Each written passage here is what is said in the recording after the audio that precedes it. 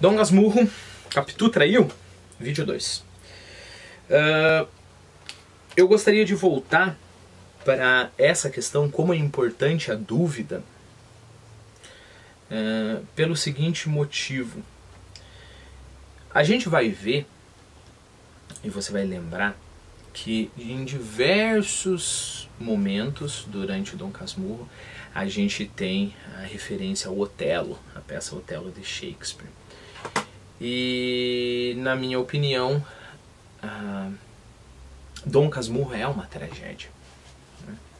É uma tragédia, não tem como não ser uma tragédia. E essa tragédia, ela só pode existir se essa dúvida existir. Senão não é uma tragédia.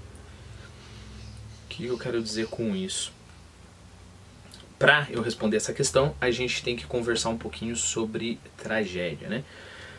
Olha, tem livros e livros falando sobre conceito de tragédia, etc, etc. Mas eu gostaria de usar como base aqui a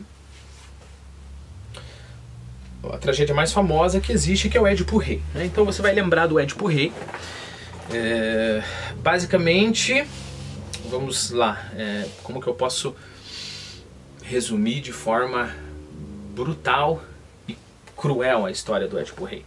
Teve um casal, eles tiveram um filho, e eles eram um rei e uma rainha.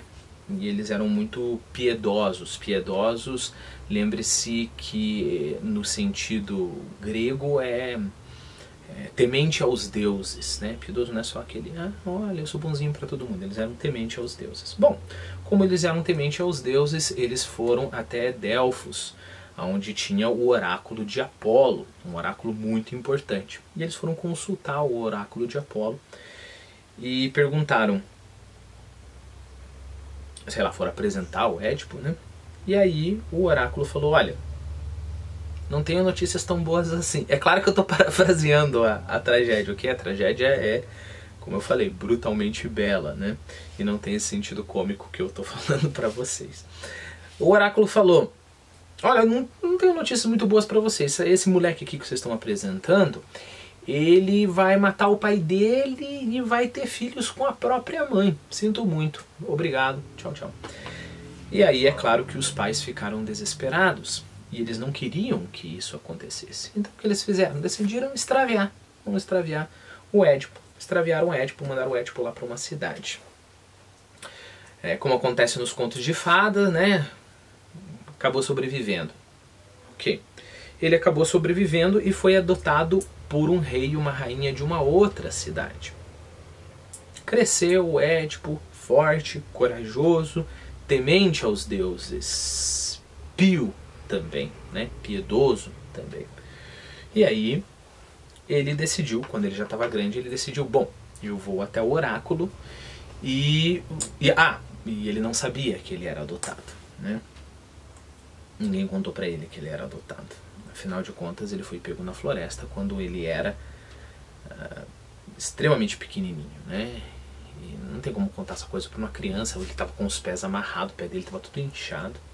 A propósito, essa etimologia da palavra, do nome Édipo. E aí, ninguém contou para ele. Quando ele era adulto, ele foi até o oráculo e falou, oráculo, olha, eu sou temente aos deuses, por favor, o que você tem a me falar? O oráculo olhou para ele, né? A Pitonisa, se eu não me engano, que é a mulher que faz as profecias lá, olhou para ele e falou, olha, sinto muito, mas você vai matar o teu pai e você vai ter filhos com a tua própria mãe. Édipo era piedoso aos deuses e ele não queria que isso acontecesse. O que ele pensou? Por mais que eu perca o meu reino, afinal de contas ele seria rei, por mais que eu perca o meu reino, eu não vou fazer uma coisa dessas, eu não quero fazer uma coisa dessas, né? E aí ele decidiu abandonar o seu reino, para fazer o que é certo. Abandonou o reino dele, estava lá andando pela estrada, estava passando um rei numa carruagem, o rei foi bem rude com ele, os dois começaram a discutir, e aquilo foi num crescente, num crescente. A propósito, se vocês querem ver um exemplo desse tipo de crescente, assistam um filme chamado Relatos Selvagens. Tem um dos curtas-metragens lá que mostra como uma briguinha de trânsito pode chegar a consequências. Bom, a propósito também a tragédia não fala sobre esse crescente, né? Mas a gente entende, o cara foi rude com ele foi no crescente, eles acabaram brigando, o Édipo matou esse cara arrogante, continuou o caminho dele, né? Continuou o caminho dele e ele ficou sabendo que tinha um monstro afligindo um outro reino, né? E esse monstro, basicamente o que ele falava, a pessoa passava e ele falava assim: decifra-me ou te devoro, a esfinge, né?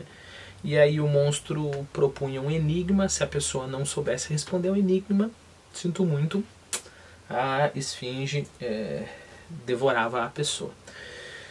E isso, ninguém conseguia resolver enigma nenhum. Então significava que as estradas eram muito perigosas e todo mundo morria nas mãos desse monstro.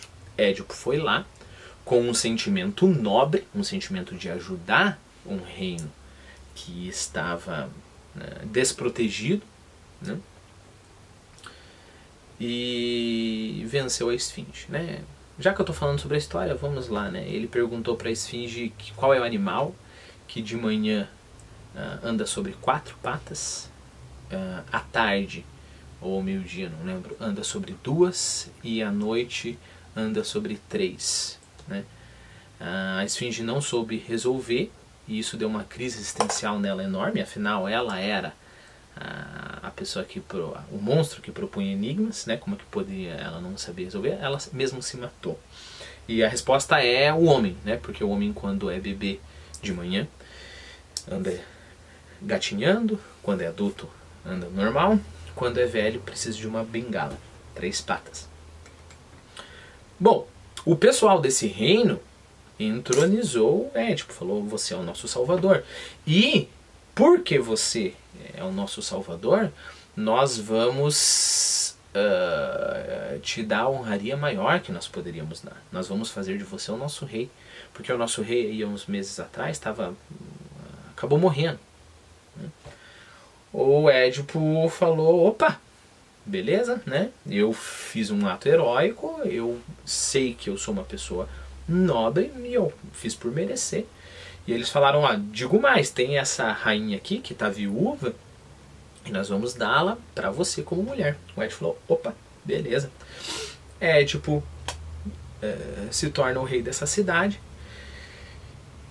fica com a rainha, tem filhos com a rainha, tudo está indo ótimo, tudo está indo maravilhosamente bem, né? Mas de repente começa a morrer gente de peste. Lembre-se que Apolo é o deus da peste, além de muitas outras coisas. O que Édipo faz? Édipo manda alguém ir até o oráculo de Delfos novamente e pergunta: ué, o que está acontecendo? O oráculo de Delfos fala assim: tem um pecado, uma iniquidade muito grande no teu reino. E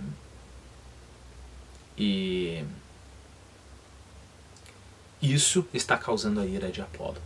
E enquanto você não descobrir e não punir esse culpado, vai continuar morrendo gente. Édipo, como sempre foi um cara muito temente aos deuses, decide abordar a história, né? E ele promete que ele vai encontrar esse culpado e ele vai punir severamente. Ele jura pela honra dele que ele vai punir severamente esse culpado. Como acontece com as novelas e os seriados, eu vou abrir um outro vídeo. Prometo que não foi programado isso, está acabando minha bateria para eu contar o final dessa história.